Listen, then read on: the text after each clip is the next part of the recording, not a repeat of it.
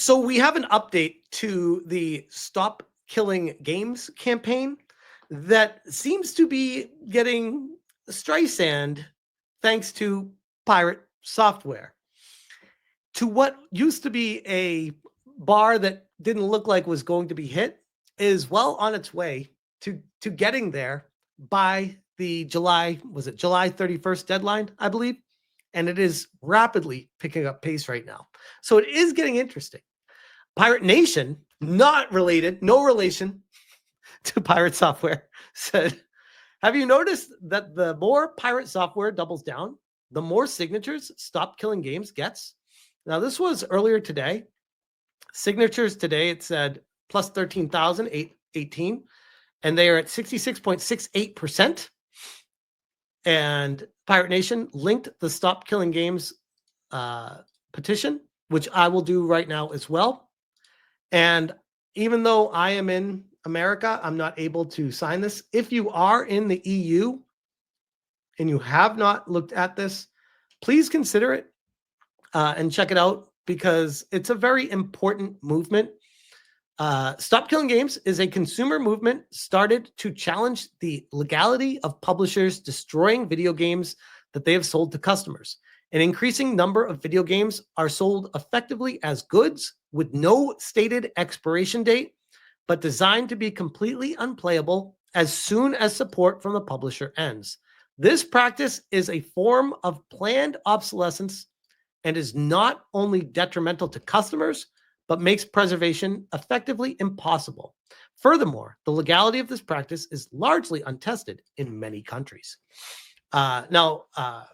Ross from Accursed Farms went into a very detailed video about this back when he started Stop Killing Games, and I covered that months ago when it first happened. It feels like a year ago at this point. And it has garnered we're getting close to 700,000 signatures for the European Signatures Initiative. And this has been ramping up very, very quickly because just like a month ago, it looked like this was not even going to be close to be done. But this is at nearly 700,000, 68%, and it's got about 1 month to go. And this needs all the eyeballs, all the attention it can get on it, which is why a lot of people are covering it. But at the same time, I want to focus back on pirate software because ironically, what many thought he did was so detrimental to the cause might actually be what gets this thing to go through. And what I mean by that is the Streisand effect. Everyone who's anyone is talking about this right now because of pirate software and his, my humble opinion, terrible take on how this cannot pass, it should not pass, and all the controls should be with the companies because, full disclosure, his side of things is he doesn't want the government to get involved. And with that being said, yes, typically I would agree with him. I don't want the government getting involved. But even in cases like this, I would make an exception because if there are corporations taking advantage of consumers, the government needs to step in. And the government has done that plenty of times before in the past. This would not be the first time the government steps in because corporations are running amok. And it kind of feels like that's the direction that this is going right now. And shout out to Alucard, who shared with me with this. He said, I've seen plenty of situations where Thor, who's pirate software, proves to be a massive narcissist and an absolute piece of shit douchebag. From misrepresenting the Godot controversy and blocking people over it, to Thor misrepresenting the Stop Killing Games movement and sabotaging it. I've also seen that Thor's game is being review bombed. And if you didn't know this, Thor Pirate Software is a developer as well. Not just because of what he did to Stop Killing Games, but because his game, Heartbound, has been in early access since 2018 with barely any work put in it to compensate for 7 years of early access. Yikes. Yikes. Now I'm seeing this, where a user got banned from the Steam hub of Heartbound for reviewing a questionable always online DRM on a single player game. Not a good look for Thor, especially when it's quite clear to everyone that Thor has a very corporate mindset with a disdain for consumer rights. When Thor is one of the people responsible for World of Warcraft's descent into the trash furnace of the industry back when he worked at Blizzard, it should have been an early sign to the current times of Thor's character and motive, which shout out to Alucard, by the way, that is a banger post. And this was quote tweeting Pirate Nation, who said, user reviewed Pirate Software's game was banned for criticizing its DRM in a single player game. This is crazy. This is, wow. This short took a turn. If you didn't like Pirate Software before, you're probably not going to like them even more now. I reviewed Pirate Software's always online DRM in his single player game and got banned from its Steam hub. I broke down whether that approach was really necessary or effective, especially in the context of Stop Killing Games discussion, where he heavily criticized Ross and his movement. The current implementation means that if Steam ever changes its API or discontinues certain services, his single-player only game could become completely unplayable. That's a serious concern, especially when the DRM doesn't offer meaningful protection in the first place. I focused entirely on the technical aspects, no cracking, no tools, and nothing that could be used for malicious purposes. The review is a breakdown of how the system is designed and where it may fall short from a security and integrity perspective. And if you guys don't know what he's talking about right now, we covered this the last time we talked about Pirate Software, where he basically implemented a system check on his always online single player game that you get achievements and that it checks, Steam checks for the achievements to make sure that you're playing a legitimate copy of the game, to make sure it's not a cracked or pirated copy. And that's the only reason it needs to always be online. And people are like, yeah, no, we're not on board with this kind of DRM. We don't want that. My analysis was done through the lens of DIN ISO/IEC compliance standards, where publicly sharing findings like this is normal? No, needed, especially when it comes to transparency and responsible disclosure. And this is his negative review. 282 people found this review helpful. 9 found it funny. 1.8 hours on record. A technical autopsy of Heartbound's always online DRM. Wasn't impressed. As a below average developer, I downloaded Heartbound purely to evaluate the claim of its always online DRM is essential. Pirate Software has been vocally opposed to movements like Stop Killing Games while simultaneously boasting about his experience in cybersecurity. His ego got so big, and it keeps going on. So interesting.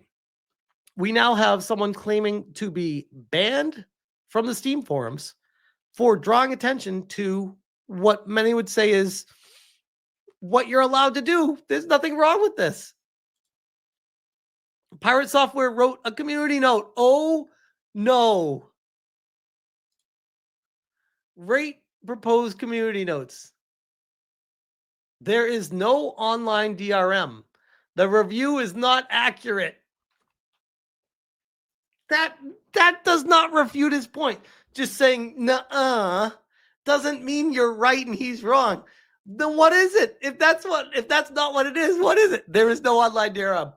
What? Define DRM. I need to ask somebody a question. That is insane. And here's the link to it. His main justification is that the game must always be online in a purely single-player game to verify Steam achievement flags as a form of DRM and anti-cheat. To be more specific, core gameplay abilities are locked behind these achievements. But is this solution from a well-respected security expert any good? Fundamentally, no.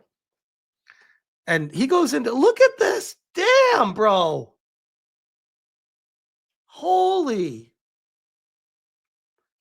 This is not some jackass that just wants to write something to be a dick. This is someone that legit did a whole technical breakdown, gave their feelings, their thoughts, and their reasoning behind all of it, and a full-on verdict at the end. And even a legal note to cover his ass. Developer response. Pirate Software responded to this. Heartbound does not have always online DRM. The game checks to see if it's running through Steam in online or offline mode, and also checks to see if a person is running it from a few piracy sites we know repackage it with malware. If a hit detects, it replaces the text telling players to contact me over Twitter. Each time someone contacts me, I ask them where they got the game.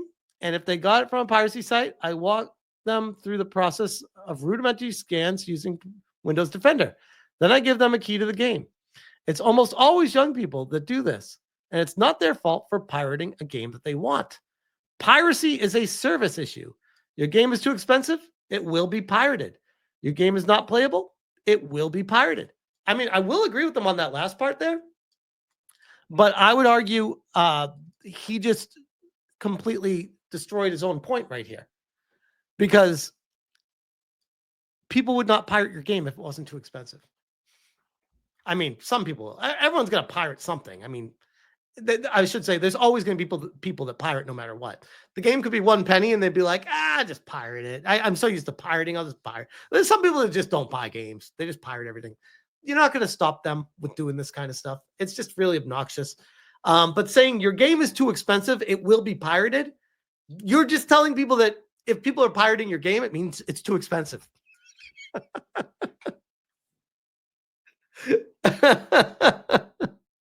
So all of this is completely meaningless if he says this. Secondly, it sounds to me like he's trying to implement and try new things, which in a weird way, like, I don't want to completely knock pirate software, because this is how the industry grows, is by trying new things. But the problem I have with this is all these things seem very anti-consumer. So why would anybody be on board with this?